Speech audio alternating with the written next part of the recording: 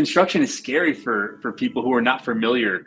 There's all these burly dudes on the job site swinging hammers, and if you don't know anything about construction, you feel completely out of place. Make someone feel welcome and not dumb for asking you questions. And then one day we go out there and I see the plans blowing in the wind. I'm like, oh, hell yeah, there's the plans. Run over there, flip the plans over. Holy crap, it's the wrong house. They're building the wrong house. You know, I talk to some builders and they look at me kind of crazy when I can look at something and break it down to its simplest form, because they've been in it for 40 years. They forgot what it's like to be new, when it's like, what is a footer? And a lot of people don't know what that is, and that's okay. You know, it's you don't know what you don't know. So it's Dennis, you have 1.3 million followers across YouTube, Instagram, and TikTok, right? that The sounds last crazy, time I checked. man. And yeah, I mean, that's just a number that even in my head is like, I can't fathom that many people. Like, I watch football a lot. You guys call it soccer. And like, in my head, the team I support is Manchester United, right? And Old Trafford is the stadium where they play. And that's over 75,000 people. It's about 80, 90,000 people sometimes. So like, when I go to that stadium, even in my head, I'm like, that is crazy, the amount of people that are here. But to think that 1.3 million is like almost more than 10 times that, well over 10 times that, is ridiculous in my head. So like, if someone's watching, right, and they're not one of those 1.3 million, can you just kindly tell them who you are and what you do right now? Sure. Yeah. It's funny that you say that about the number of people, because with social media, we've almost kind of looked at something to where if you get 300 views on your video, you're like, oh, it didn't do very well. But if you imagine 300 people, that's insane. Like, if you had to talk in front of 300 people, you would just be shocked. You know what I mean? So that's funny you say that. But yeah. So I'm Dennis, and I run Builder Brigade, and it's essentially social media, and I just share home building tips and ideas and home features for homeowners. And it's coming from a homeowner perspective. So I kind of break it down at a lower level to where it's just easily digestible. I try to keep it entertaining, throw a couple jokes in there, and keep it fun. But yeah, just trying to help homeowners who are building a new home just to avoid some of the chaos of home building, because it is a little bit overwhelming, and usually much more than people anticipate. Yeah, for sure. I mean, our audience is mainly builders as well, so it's like the other side of that coin, right? And your audience is homeowners, and you yourself are a homeowner, which is interesting, right? And that's literally my next question. It was funny because I always go on the obviously social media profile. I always follow everyone who's going to be a guest, right, to keep up to date with anything that's happening. And it might have even been a post that you posted today or yesterday, but I clicked on it, went on the comments, and literally the first comment that came up was like, "Are you a builder?" Yeah, I get that Right? a lot. Yeah, I think if you had $1 for every time someone asked you that, you'd make millions just from that alone. Because it's ridiculous how many times people ask it. But I'm gonna ask it. I'm gonna be the millionth and 100th time. Are you a builder? I'm not. No, it's one of those things. At first, it was kind of like, why am I doing this if I'm not a builder? Because I was just trying to help other people like me. But as time has gone on, it's one of my superpowers in a way, because I talk to some builders and they look at me kind of crazy when I can look at something and break it down to its simplest form, because they've been in it for 40 years. They forgot what it's like to be new, when it's like, what is a footer? And a lot of people don't know what that is, and that's okay. It's you don't know what you don't know. So it's become a superpower, and I definitely lean on it because I find it very valuable. Yeah, I mean, I think having that ability and that perspective that you have, because your audience are homeowners, right, for like 99% of the time. And when you make those videos, people, I think they can sense that through the videos. And even though you have a history in construction, which we'll get onto right soon, right now you're still a homeowner. And me knowing your story, I know your story about how you even started Builder Brigade, and your whole journey with building your house and everything, right, which is interesting. And we're going to get into that as well. But I think the main reason why you have such a big following and people resonate with your content is because of that. I think if you're a builder, and you were making those type of videos, people would have a different perspective to it. But when you make videos and you're showing your own house and you're like, oh, I just did this, I found this is cool, this is messed up today, or whatever it is, people have a completely different like perspective on it, which is interesting. But It yeah, relates like, well too, because it's yeah, like some of the things that I find on my house, it's literally just I'm nerding out on convenience. I like convenience, and I think, okay, I spend 5 minutes a day opening all the shades in my house. 5 minutes a day, twice a day for the whole year. Boy, it sure would be nice to have some automatic shades. And then I go start digging, and I'm like, okay, wow, shades are super expensive. And I'm not willing to do that right now. So then I have to look at it in two parts.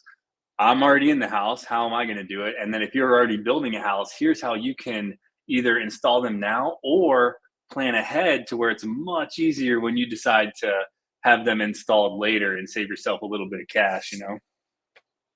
yeah, 100%. And like you said there, that feeling that like when the best thing in the world is when you have like a problem and you've gone on Google and you've either found a solution for it or you found other people talking about the same thing. Like especially Reddit forums, right? Reddit forums are like the key to a lot of these. Like when you go on Yes. them and you find a forum from someone like 10 years ago who's asked the exact same question that you have, and you're like, oh my god, like the exact same wording, and you just feels a bit spooky in a way, like are they a reincarnation of me? Like feels weird, which is cool. But I It's my think as favorite well, when you have all the yeah, comments and everyone's agreeing like this is the best thing for this is the best thing to buy for this solution. Because then you're like, okay, I figured it out. My search is over.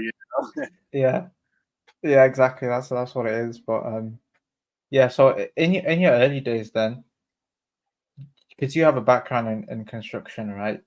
Tell the people about that, how you got started on that side of things. So I started construction years ago. I guess it was straight out of high school, and I started framing houses, and I did that for quite a few years, framing houses in Florida. And then, so I was used to working on the job with all the different trades and seeing how everyone kind of worked together. I bounced around doing that, doing some trim, and then I moved and tried to do some commercial construction. I should say tried because I did it for like a year, and it was like commercial concrete. So just seeing that side of it was way different. I was used to working on residential construction where in Florida you don't wear a shirt and you're wearing swim shorts, and then you get to a commercial job site and they're like, "What the hell are you wearing? And where's your hard hat?" And so that was kind of shocking. So I've just had a taste of both worlds. So I guess that is primarily my background, and I don't try to say that I'm like some super expert. I'm just very familiar, and it's also something that I nerd out on. So I've walked new construction anytime I've seen it. The whole time I was in the army, I'm going and looking at job sites, and I love it. So it's just something I've always been into, and you know how it is. Like if you're interested in something, you're just gonna gain as much knowledge as you can when you're in it like that. Yeah, I mean that's what it comes down to at the end of the day. It's like when you're passionate about something, it's impossible to hide it. Like I was just talking about United, right? I was just talking about football, and football. Anyone that knows me knows like football is like one of the main things that I'm interested in. And like when United score that last minute winner, oh my god! Like I am running around the house, like I'll do 10 laps. Like I got absolutely mental. And it sounds Hell like yeah. through your videos as well, you can feel it. You can literally feel it through the videos, like when you're recording and you found out something and you've had this like, moment where you've discovered something online or an invention or something cool, and you're like, oh, this works with this. Yeah, it's the best thing ever. Dude, that's But so you just, motivating. That makes me yeah, want to find more. And then even just hearing your excitement, I don't even follow sports, but like I can appreciate excitement when I see it. Like if you like sewing and creating yarn and all that, like if you're pumped on it, you're gonna get me pumped on it. Like just the way you kind of express yourself. That's funny. oh, it's the best thing ever. Like if you and I know soccer is, I think it's becoming more popular now in the US, but I know like football, NFL is like the biggest, right? And then you got the NBA as Yeah. well. But man, if you come to the UK, you need to go to like one of the big teams matches, and if you can catch a big game, oh my god, it's the best thing ever. Like United, That's oh, awesome. it is the best. It's so good. But yeah, now on the other side of things, you just mentioned there, right? Briefly, you were like, you said that you were in the army after you touched on you worked in construction for a bit. How was that, and what was your decision behind joining the army? So joining the army, my decision behind that was construction was slowing down, and we started doing. I remember we were building these storage units, these metal storage units, and I was not enjoying that. I really enjoyed working on houses and home building and all that stuff. So once we started moving in that direction, I had some friends joining the military, and since construction was dying, I'm like, all right, it's now or never. So I decided to join, and looking back on it, it was the greatest thing I could have done for me and my family. So it worked out very well. But that's how I ended up getting into it. Yeah.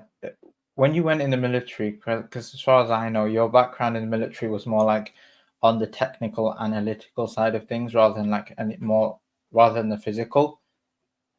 Did you still have to go through a lot of training, and did that training like change how you were as a person? The training, like the basic training and everything leading up to that. I mean, I always like working out and stuff like that. So that wasn't really like too much of a challenge. I really don't think the training leading up to that really changed me all that much. I was just happy to get it over with and kind of get the ball rolling there. So yeah, I'd say it wasn't too much of an impact. I know it affects everyone different, but for me, it wasn't really anything. Yeah, that's so cool because, like, for someone to go into something like that, right, going into the army, and as far as I know as well, you did like other roles in different industries, in different like a similar um, industry, but it was for different companies right after the army, and then you went back into. Obviously, this was more by accident, I feel like, from what I've heard about you, but when you were building your house after you left the army, what was that experience like? In terms of, and how did that link towards what you're doing now? So, so like you're saying, as I was in the army, like how the stuff I did in the army linked to like building the house that I had end up having built. Yeah, because when you left the army, were you like, did you already have in your head that you were going to do this social media type of thing, or was it more just that something that just came by and then you thought this is an opportunity that you're going to take up? Oh yeah, no, it was never planned. None of this was ever planned. It was so I was in the army for like 8 years, and then I got out and I did contracting, which is pretty much the same job, just I wasn't in uniform anymore. So did that for a handful of years after that, and then while I was doing that, we had the house built. So I thought that was going to be easy breezy. I love construction. I know everything that we want, and that's kind of where the home building process started. And I didn't start this until after the house was already built. And then once the house is already almost finished, is like kind of when this got started. But even the social media didn't start until after the house was totally complete.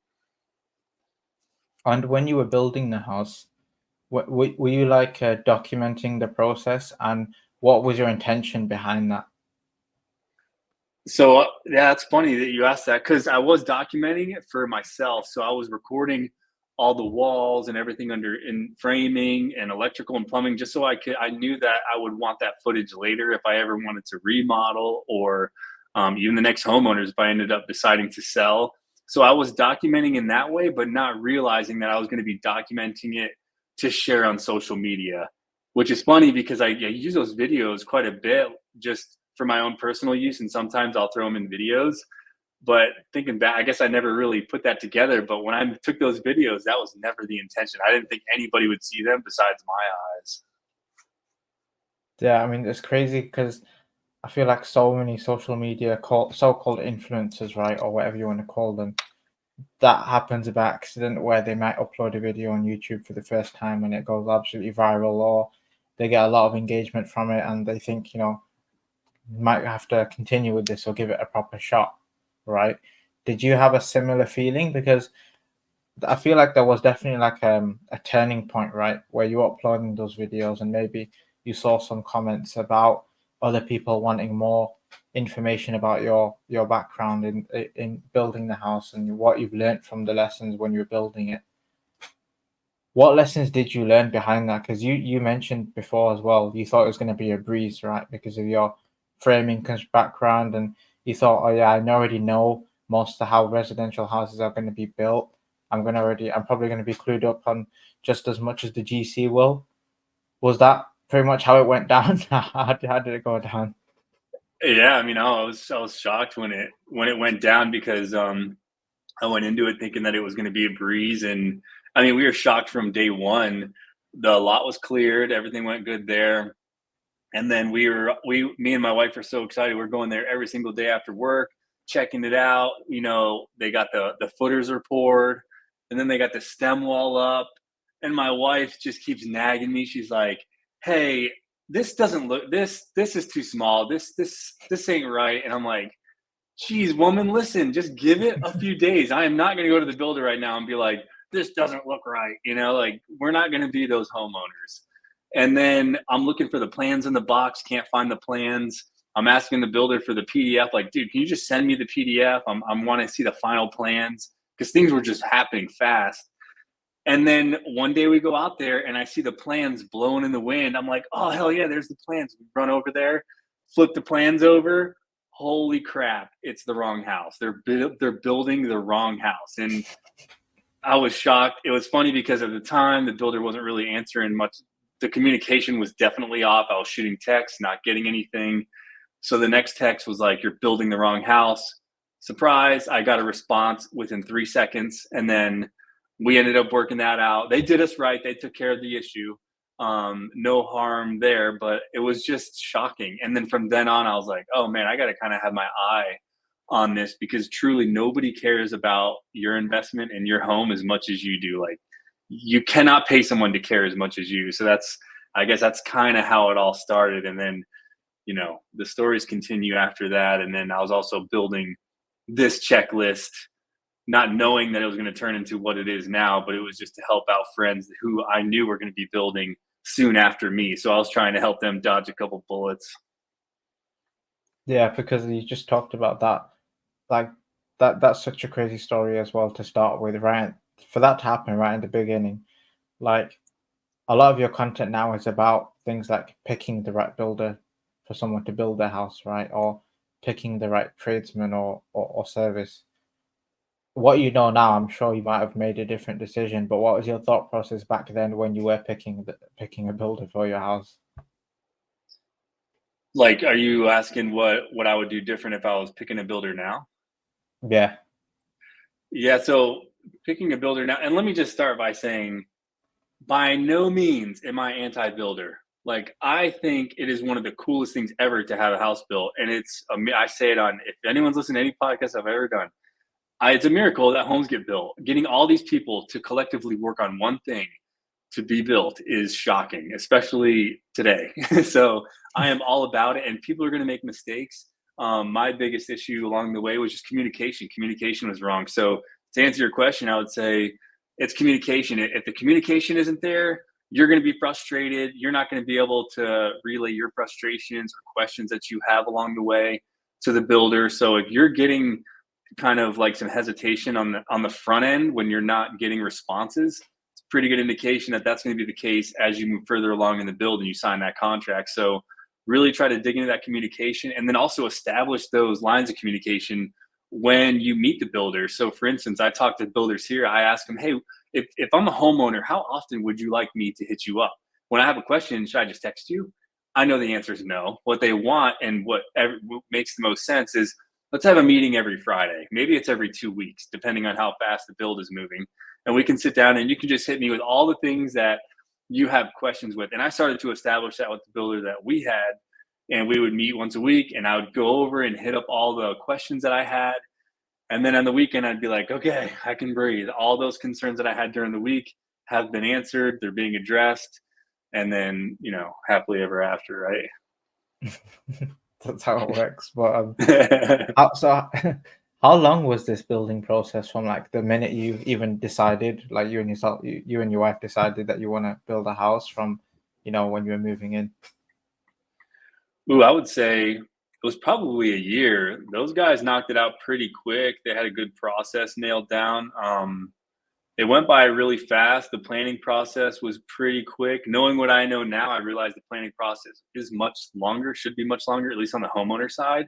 Like you should really kind of decide what you want because these decisions come at you so fast.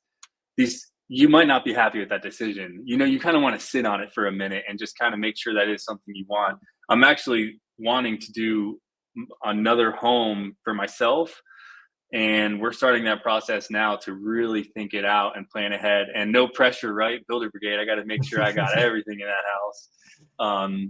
But yeah, that's kind of where we're headed with that. Man, I think a lot of GCs will be lining up to try and build that house unless you've not unless you've already found someone already. But yeah, that'll be interesting to watch. And are you gonna be documenting the whole thing?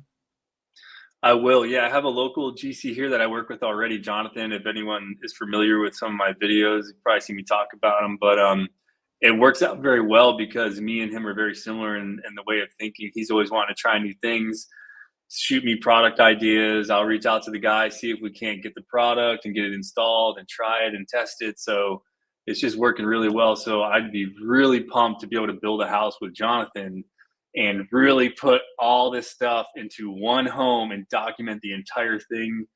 That'll be a very busy year without a doubt. But I think we're right now we're trying to do it by next year. So we'll see. As you can tell, we're starting the process early. Yeah, no, that's really cool. And if you don't mind me asking, which state is this in? I'm in Georgia in the Augusta Georgia. area, so just Yeah, kind of about a couple hours away from Atlanta. yeah, that's good because as far as I know, and I might be wrong, but as far as I know, Georgia's not bad, but California is meant to be like an absolute nightmare to get permits in. Because I've spoken to like GCs who work there, and some have given like horror stories about where they've literally like had it all signed from the customer side, and then the permit like they've been told it's going to take 2 years for something crazy like that to get, and the jobs just had to be cancelled pretty much. I've Which heard is that as crazy. well, and the Yeah, price too. The price is astronomical over there.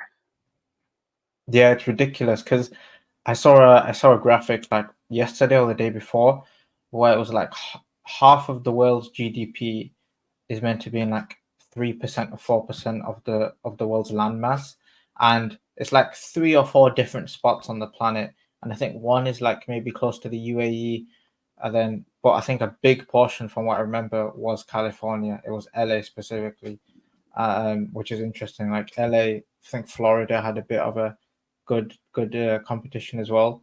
But it's pretty crazy to see because like even in the not last episode, episode 3, I think we had Gary Drake on, who's like one of those contractors in Beverly Hills, who's like competing with those big dogs in terms of the celebrity projects, right? Like 10, Yeah. 15,000 square meters. It's absolutely Ooh, I crazy. bet that was good. Yeah, I mean, I could not get my head around it. Like, I remember when he was telling me in the podcast, I was so shocked. Because my home, I told him as well, my home is like 1,000 square meters at best. If you include like the whole land, like the garden and Hmm. everything, then it would be that. So yeah, 50, like, he told me about how he was doing like a 12,000 square meter home, and I was just like, my God, yeah, Yeah, I would say the like around here, 3,000 is pretty common. 2,500 square foot is pretty common.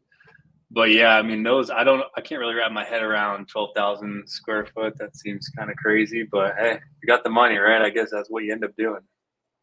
yeah. I mean, he was talking about how some he dropped some names. It was like Madonna, someone who's not her directly, but it was like her, I don't know, her team, I guess you call them, like intermediaries is who he worked with. Um, but yeah, it's like a whole other world because I'm from the UK, right? And obviously, notoriously, UK houses are tiny compared to America because we're small, right? The UK is Yeah, tiny compared to yeah. America, so all the houses are like so close to each other. So even here, like even more so, it was probably more shocking for me than it is you because the like my house is classed as pretty big. 1,000 square meters is pretty big. Um, so yeah, it's ridiculous. I would imagine things are more efficient for you guys though. So if you have less space, I would think the design would be more efficient than here, where honestly, I question our design here because it's like, how often do I use my dining room? Barely ever. I'm eating at the island that's right attached to the kitchen. So it just makes me question what we need. So do you see that where you're at, where things are just a little bit more efficient than what you might have here? Yeah, for sure. I mean, you've got that type of example where you talked about like how space is used. Like, for example, very few houses in the UK actually have a dining room or like a separate dining room. More often than not, the kitchen dining is together or the dining and living room is together. Like even in my house right now, the living room and dining room, or if you want to call it a room, is one room effectively. So you've just got a huge dining table and you've got like the sofas and TV, etc. On like another side, so it's almost like split in two without a wall. So it's all open plan. A lot of houses So if are open you have plan a as well. couch here, and then Yeah, next to the couch is the dining room table, and then the kitchen. almost. There is a so the kitchen is separate, so there is a wall between the kitchen and the living room slash dining room. But my uncle's house, his old house anyway, literally it was exactly how you just described it. You had the sofas for the TV, you had a dining table, then behind the dining table you'd have the whole kitchen. It was all one room. And that's very common in the UK. Like open plan houses are extremely common. Um, but it probably is due to that its efficiency and space. I mean, if you talk about like weather in terms of weather, obviously everything's masonry here, everything's brick. We don't have Mhm. much timber like you guys do. Um, but like saying that, the UK is changing. Like I was talking to a contractor from the UK a couple of days ago, and he was looking to completely change the way he does extensions. You guys call them additions, Mhm. but he was talking about how he's going to change his whole process to go towards timber framed extensions, right? Which is literally what you guys do in the US, pretty much. And he was Yeah. going to Oh cut yeah. out the brick. Now it works out cheaper than brick, but there is like insulation problems, like in terms of efficiency with temperature and all that stuff, which is way over my head anyway. Yeah, well, that's a slippery Mm, slope because I feel like that's kind of yeah, where we are in the states. Is everything just gets cheaper? And some of these houses I see, it's like we got 3,500 square foot, and I go in and they're literally putting exterior sheathing that's made out of styrofoam. It's insane. I don't know how that is even allowed, but it's happening. I get messages all the time. People are like, "Hey, is this normal?" And immediately, the first time I saw it, I'm like, "Hell no!" But it's actually a thing. it is a thing. It's crazy to see because the UK is moving towards like the more American style of building. Like everything's becoming framing. Like we're using more framing than masonry nowadays. Not more in terms of percentage wise, but more it's more common nowadays. There's a lot more modular buildings, so like people literally building an extension separate to the house, and then just sticking it on top of the house or next to the house. That's becoming more and more common, and that's where the UK is moving towards in terms of building and construction. And I actually wanted to ask you, actually, like, is there a different, not similar, because the America are already kind of doing framing and everything's already made out of timber for the most part, anyway, but is like new ways of construction being introduced in the US at all? I see Boxable. Like I think the marketing is a very good indicator of kind of like what we're gonna see, and I see Boxable pushing it hard. I got people who are always pushing um, tiny houses. So this small compact way of living, I think I don't necessarily personally think that it's gonna take hold. I don't think it's gonna work. I think anyone who lives in a tiny house like that, it probably doesn't last very long, especially if you're used to a bigger house. So I think it briefs well, like it sounds good, but then in reality, it probably doesn't play out so well. I think, like we were talking before, it's just whatever's going to be the cheapest way to build so that you can get more square footage. I think that trend is not going to go away. Whereas me, I want to reduce and keep quality. Like that'll be my next mission is to try to do that and maybe show others how they can do that. But yeah, to answer your question, I mean, I don't know necessarily if modular is going to grow exponentially here. I'm just, from my own personal opinion, I think it's just going to be a race to whoever can build the cheaper house and get you more price per square foot. Yeah, I mean that's what it's gonna always gonna come down to. I think like the margins are gonna try and they're gonna try and increase the margins, but and by doing that they'll probably try and reduce the cost on the customer side. But it's an interesting one. I think America, you guys still have you guys still got a lot of land like that's like not being used up by like cities or towns or anything. Oh, tons. Yeah. Yeah, Yeah, exactly. So we it's this is how it, like, yeah. works. It's like you have a good city that you like, and the further away you move out, you can get land, but your drive's gonna be more. So that's kind of the pros and cons. If you want more land, you're gonna live further away so that you can afford it. So if it's worth it, if not, then you'll live in town in like a suburban neighborhood. I mean, that's the thing. Like the UK is really struggling with the land. I mean, there's like a famous house not far from me where I don't know what you guys call them, but we have motorways in the UK, which are just really huge roads essentially. And there was a motorway being built about 20 years ago through like a really desert area. And there's like this one house there. And apparently the homeowner refused to move his house from that location. And like he somehow managed to win the court case against the local council or the local government. And like his house is literally in the middle of a motorway. Like they built two roads going around his house, and this is like a major road that crosses the country. No way. It's hilarious. It's absolutely hilarious because every time we pass it, we always look at it and be like, man, like that guy is either he must be extremely stubborn or it's like some sort of like sentimental meaning behind that house. I don't know, but I wonder if it ended yeah, up working out for him because it's going to work out in one of two ways. It's good that house is going to be worth nothing, and nobody wants anything to do with it, which I doubt because now it kind of has a little story behind it, and people might want to be a part of that, and maybe it can be an advertising thing. I wonder like what his end thought is to where it's like that was either a good move or I am dumb as hell. I shouldn't have done that. I think it's a good I, move. I think he would say it was a good move. no, I mean the advertising play I was thinking of while mentioning it as well. I mean that would be a crazy idea because it would work so well because everyone locally anyone knows the story. So if you as long as you're talking to a local when you're driving past that house, they'll probably say like, "Oh, by the way, here's the story about this guy that refused to move house." So then everyone look towards the house and he might have some big billboards that he's renting out for companies or something hilarious. Um, but yeah, that could be a huge play for him. That would be hilarious. For Um, sure. but yeah, so like we touched on it right in the beginning, and it's probably my favorite topic of like ever. And people listening to this are gonna be like, "Oh, not this again." But let's talk about content, right? And I feel like you're probably the best person to ask these questions to, probably for a while at least. I don't know if I'm gonna have someone else with more followers than you do in total. Um, but like when you were documenting your house story, right? You obviously did not have any intention of videos going viral or like getting a lot of engagement. But did you notice any patterns in the beginning when you were uploading videos that like all these videos are getting a lot of views?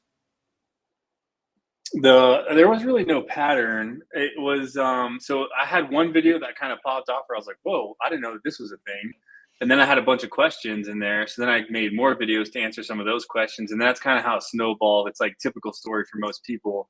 But then I started just sharing the ideas that I had, and then I would just some would do well and some wouldn't. But it was literally the tips that I would tell my friend, like, dude, if you're going to build a house, you should totally think about doing this. And then those would do very well. So, I mean, the number one thing you can always do is just give somebody value to where they walk away and they're like, oh man, that was cool. But that sounds easy. But the problem is if you do that one time and the video doesn't go anywhere, then you have to keep doing that. Eventually, the videos, if you're giving good information, will take off. But then you also have to like marry that with keeping it somewhat entertaining. And as this social media thing evolves, man, you've got to kind of like step it up and make it interesting and more fun. So for me, I'm always trying to find different ways to incorporate things that maybe people haven't seen on a construction site and then use that to kind of grab attention and then give a good tip or information that'll help somebody who's building a house. So I would say a good tip helping people and then also trying to find interesting ways that you can add your creativity to make the video interesting. Yeah, I mean that's key, isn't it? Like you there's the common theme behind your success, especially in the beginning, was information that's people find helpful. And that's like your whole that's pretty much the name of the game, especially on your side of things in terms of like your videos, right? Like every video has a purpose and every video helps people in some sort of way. And in your case, it's homeowners. I mean, our audience is all builders, right? So it's not like it's going to be any different. They're still going to be targeting homeowners in their content. What are some big things that builders might be completely unaware of when it comes to content that you would tell them to, either explain to them or that they should focus more on? So for them making videos from a business standpoint, I think one of the best things you can do is not look at the numbers of trying to go viral because your audience is local. You're just worried about the local guys. I think even if you focus on the local, maybe it will go bigger than that. So as a local company, just show behind the scenes, show that you care, show some ideas and things that you might do different than other people don't do. And again, offer help to the homeowner.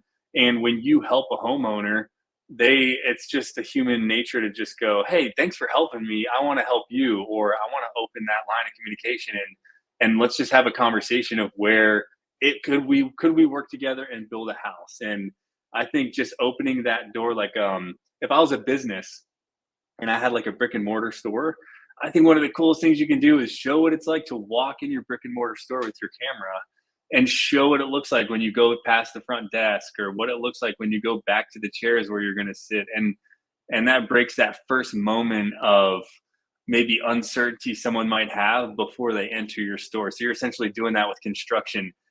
Construction is scary for people who are not familiar. There's all these burly dudes on the job site swinging hammers, and if you don't know anything about construction, you feel completely out of place. Make someone feel welcome and not dumb for asking you questions that might make them feel dumb, I guess. So I could talk about that forever, but that's some of the first things that kind of come to my mind. Yeah, I like straight away a big memory popped up for me when you were talking about that feeling of recording what it looks like when you walk in like a store or a brick and mortar store. And like when I was a kid, I used to watch a lot of YouTube, obviously, like most people do. And one of the people that I watched, I don't remember his name, but he's like a men's lifestyle guy, right? He used to like show haircuts and all that type of stuff. And in his videos, like every single week, he would go to like a specific barber locally. And he used to live in my town, by the way. I should mention that. He used to live in my town in Manchester, UK.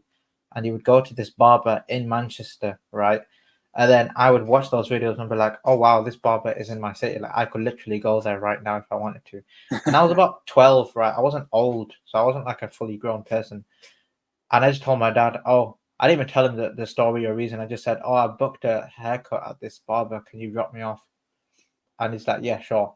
And I show him the address, and he's like, that's like 30 minutes away. Why have you booked there? Why haven't you booked somewhere locally? And I'm not, I didn't even tell him. I've not even told him till this day. And that was literally the only reason. It wasn't anything other than that. It was just because That I'd is seen it on YouTube. genius. Yeah, but it And then while works. you were That's there, the you were thing. loving it because you're like looking around, Yeah, like, oh, I've watched this 100 yeah, times on yeah. YouTube. That's so killer. It's true though, because that's how it works. That's how people's brains work. Like it's like almost like that celebrity type of feeling, but it's a place rather than a person. Um, but it's true because a lot of people don't make content, and I feel like builders specifically, they have for some reason they have this type of barrier to themselves, putting themselves out there. They don't want to put themselves out there. They don't want to make videos. They're more reserved in that type. They're more private. Whereas like maybe other business owners like hair salons or I don't know, whatever you can think of, they're probably a bit more like, a bit more dynamic with that. But one thing that about your content, which for anyone who hasn't checked you out for some reason, I mean, my God, Ryan Reynolds follows you, for God's sake, like, right, one of the biggest movie stars on the planet. That's crazy. Like, Yeah. yeah, like you need to check out his content and you need to learn from it because you're gonna learn so much from viewing other content like yours, and it's gonna make it so helpful. And I want to touch on something that you mentioned as well. You talked about not focusing too much on the views, right, and making sure your content is relevant and making sure your content is targeting your locals because that's how it works, right? These local businesses they have a limited service area. They can't service someone halfway across the country. How important is that? And how important should someone make their content towards that type of audience? Like make it towards a local audience. Yeah, because like people don't realize a lot of people look at views as a metric alone. I don't realize that maybe if they've got like 100,000 views, and obviously I made this up, but like 30,000 might be people from, I don't know, China, for example. Like that's Yeah. possible. That can happen. It's not impossible on social media, but people don't see it that. People just see it as, oh, that got 100,000 views, so I need to make more content like that. So that's like a big thing. And Alex Hormozy, who's like obviously one of the biggest business guys on the planet right now, he literally changed his content strategy like a month ago. Like he completely changed it. He basically just said, long story short, he was like, I used to focus on views as like a metric I used to measure for my videos and for his posts. And he basically completely changed it. He niched down to only business owners because that's who he's targeting. And even though his views like tanked, like I think they went like down to 20% of what they used to be or something crazy like that. All these other metrics that I used to measure, like book sales and all the important metrics, skyrocketed. Even though his views went down by like such a big amount, all the other Oh, metrics interesting. I didn't know skyrocketed. that. Yeah, because that's like it's everything's a learning phase, right? Especially with content, and people are so stubborn with like they want to do this one thing and they want to get views and they don't care about anything else. But when you start looking at like the details and the metrics that really matter, that's when you start discovering different things. And for someone like him, who like everyone looks up to him, right? It's like $200 million worth or whatever it is, and even he has somewhat got it wrong in that sense because he used to look at views, and now he's completely changed his strategy to just look at other metrics like CPM, look at his book sales, look at applications on his website, etc. Um, but yeah, I mean that I feel like I've just gone on a big rant there, but it's No, important. I that's so Um, I'm very familiar with Hermosi. I like everything that he's doing. He puts out just golden content. But I was gonna disagree with his idea of changing up the strategy with that's without knowing that he was seeing increased sales with his books. That now obviously that was the right move because if that's the number that he was going for, then that's the right move for him. Because my initial thought was the net is not broad. We don't want a broad net where we're trying to catch everyone, but I'm talking about home building. But then I want to talk about homeowners. Now, my net is this big. I'm catching homeowners and some builders and some remodelers. So it works for me. So I would think that maybe what he was doing didn't work, but maybe I need to reconsider because, yeah, I'm the same way. Just you always want to test, you always want to see what works. So that's interesting to hear that side of it. yeah, it's cool because that's what it comes down to, like especially with things that are related that are dependent on other people, like views and like metrics like that. You'd never know without testing. And my background is in marketing, right? Like advertising.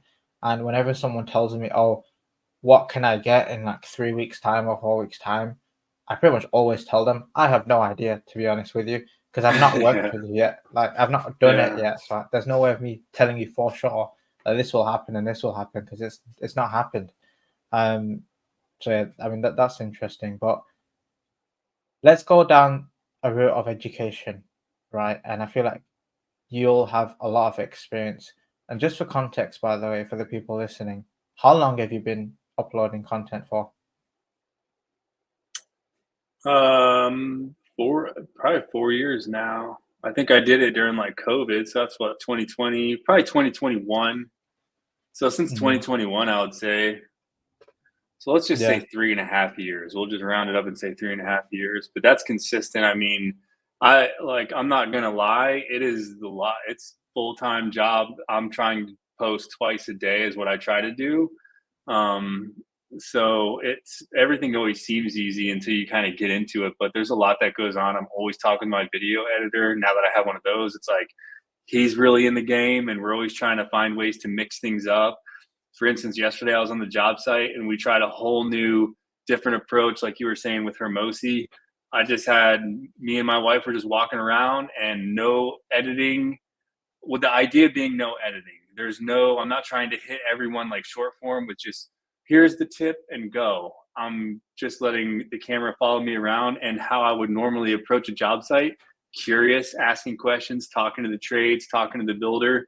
and we're going to try to play around with that format and see what that does. So it's just a lot of testing, and with the primary goal always being it's either interesting or educational. Like that's all I'm really focusing on, are those two things.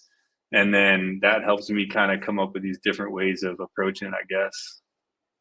Yeah, I think I would. I think I've seen one of those videos, right? You might have uploaded it yesterday or today, where it's like you filming something and then your wife filming you, and I found it really, really funny, because it is that like natural slapstick style of video, right? That people find funny and they find it like interesting to watch. Um, Yeah. do you actually plan those types of videos? Like, do you have a way where you plan your videos and what you're uploading? So what you're talking about is probably the stories that I uploaded yesterday, and that's what gave me the idea to upload.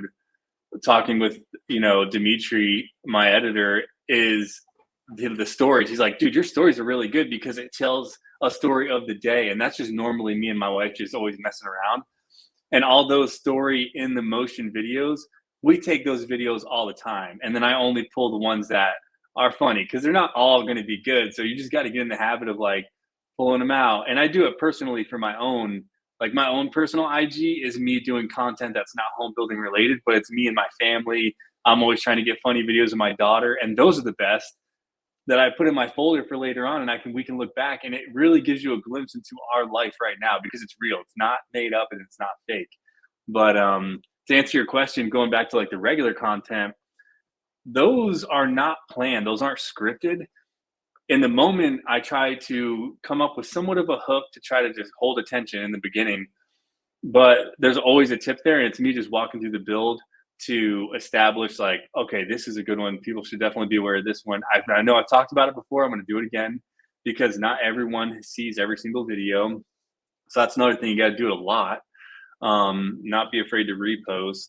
So those ones that are on the job site where I'm talking and it's camera facing me, those are kind of in the moment, winging it. And then the ones that are voiceovers, I will script some of those out because I really want to get the information across in a good, concise, no fluff way. Like you're watching the video, you're getting the information, it's somewhat entertaining, and then moving on. I don't want a video that's like, any of that stuff. And I like editing that sort of video. I think it's fun. I think anything that gives me a little chuckle makes it fun for me to do. So I have those two different styles, and that's kind of like how I do it. Yeah, I love that. I love that type of style, and it's something I've dipped my toes in now with this podcast because I've started editing the clips for them, and like the first episode clips only went out like 6 or 7 days ago, and people are like responding, and even Chris loved the videos, and I think it because it is that type of style. It's like cut, like it's almost like a boxing match in a way, where it's like line after line after line after line. It's like combos. That's almost how I look at Yeah. it. That's literally how it feels sometimes doing the edits because it's like I'm cutting out the ums, I'm cutting out the r's, I'm just going straight away, bang, bang, bang, bang. But it's interesting, and you mentioned a word there which I'm sure a lot of people might not even know what it means, but you said the word hook, right? Mm. How important is a hook when it comes to content? I think the hook for short form is very important. I know it goes back and forth. I know some people say that it doesn't matter, but if you don't have a good hook to grab, it's the hook combined with the content. You got to have the hook to grab somebody initially because you're in competition with the swipe. Everyone's swiping as fast as they can to go through, and I feel like the younger they are, my kids, I'm like, how did you even see that video? You literally swiped for like a millisecond, and they're on to the next one. So you need to capture that in the first few seconds, and you can do that visually or with audio. So I'm also playing with like maybe dropping some, let's say a saw cutting a board, right? If you put that in the very beginning of the video, me and you are sitting around talking and some dude sparks up a saw. All of our eyes are going over to watch this dude cut a board. We've seen it done a Yeah, million times, but it's going to make us yeah. look at the dude cutting the board. So if you can find those moments in your day and just capture them and then post that and maybe just put a text up there. If you don't want to talk, dude cutting a saw, put whatever information you're trying to get across. So that's one way that I guess you could approach it. It's amazing. Like that, I used to have my ad block on. I mean, well, yeah, ad block on, where I used to miss pretty much all the ads that would come up on like YouTube or anything. And then about maybe 6 months ago, 7 months ago, once I started taking content and ads more seriously, I turned it off because I wanted to look at the types of hooks that people are using in their ads and in mainly in the ads because that's where the most interesting ones are. But even in content, right? And you just touched on it there, and we talked about this in episode one, which is interesting. But Chris talked about how visual construction and anything to do with your house is because it's visual, right? It's not theory, like your house, an actual thing that people look at. And a lot of builders don't take advantage of that, and they don't realize how cool what they do actually is, like from a visual standpoint. But you hit the nail on the head there, where you talked about what did you say it was a chainsaw, right? Or a saw that someone turned on. Yeah, like that's just so cool. Like if you zoomed in on someone cutting just a piece of wood with a chainsaw, it will just look so cool. And don't people don't appreciate that. Like builders do not appreciate that type of stuff because it happens on site every single day for them, and they just see it a million times, and they've just gotten used to it. They've just gotten like numb to it. But like that's perfect. A video as simple as that would do really well. What's funny with the builders that I've noticed when I talk to them, they're very natural on camera. So you talk to them on camera and they're good. It's because they're super experts in their field. So and they answer homeowner questions all the time. So they're already there. It's just breaking that mold of the like expectation of views. And that comes from somebody who has a hard time being like judging whether a video did good or not off views. So it's just a natural thing to look at that number. So they feel like it's a waste of time if they're not doing that. But if you just kind of play it the long game, be like, okay, I'm going to do this once a week for 6 months and just see what happens. I think you'd be surprised at what you can pull off. And also, I didn't mention this before, but use, which I don't have the luxury of using because I don't have like a local audience. But put your local city that you're from. You can do that in Instagram, wherever you are. Put that in there, and I think that'll help you reach your local audience. And then also use that in the text or film. I've said this before, but like film a local monument or something that when you see this, you're like, oh, that's my town. Like I pass that every day on the main highway.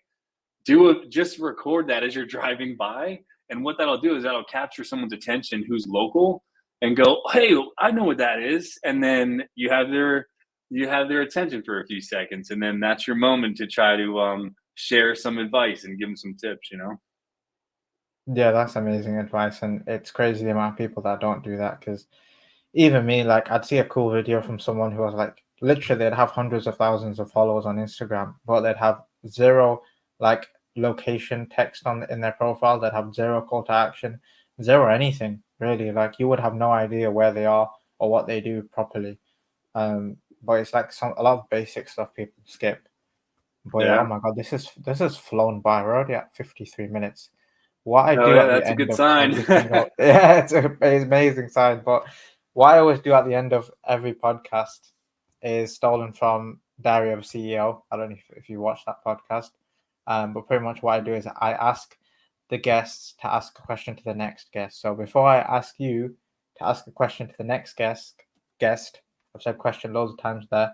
I'm going to ask you what the last guest asked, which is basically it's pretty bit of a deep question. But Lee from the last episode asked you, what are you doing today to be of service to others? Pretty much what I do every day is I'm analyzing all the input from social media, from my Facebook group, and just trying to establish where problems lie. I am naturally just a problem solver. I see an issue, and if there's an easy solution, I want to solve it. So being of service, I guess, is just always trying to find that solution and then sharing it with everybody. So that's an easy question for me because I'm just doing it all the time.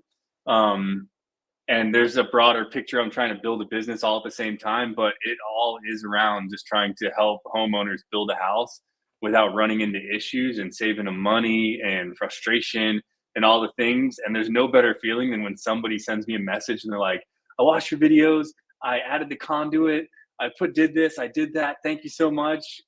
I mean, I cannot help but walk away with a big smile on my face. So that's what I'm always doing, I guess, in terms of service to others. That was an amazing answer. That was perfect. Before I let you go, Dennis, can you think of a question that you would like to ask the next guest? So being a problem, like I'm always thinking about problems or solutions, and especially the ones that I do day to day, where it's like, why is this even a problem right now? And I think in the home building or just construction industry, tradition stays. This is how I've always done it. This is how I was taught. So I guess the next question would be like, what's a problem that you run into on a regular basis as a builder or whatever your industry is that should already have a solution? I'd be interested to see what people's answers would be with that. That's an amazing question. These questions are so good. I'm kind of jealous that I don't think of these sometimes. But yeah, You this just has stack been them up and amazing. save them, and Yeah, then hit everybody exactly. with them. Yeah, I was like, it's a great question, and I should definitely think of better questions now. Now that I think the competition is a better. But yeah, no, this has been amazing, Dennis. Thank you very much for hopping on. Guys, wherever you're listening on if you're watching on YouTube or if you're listening on Spotify, all the links for Dennis will be in the description if you've somehow not found him yet. And I'll see you guys next time.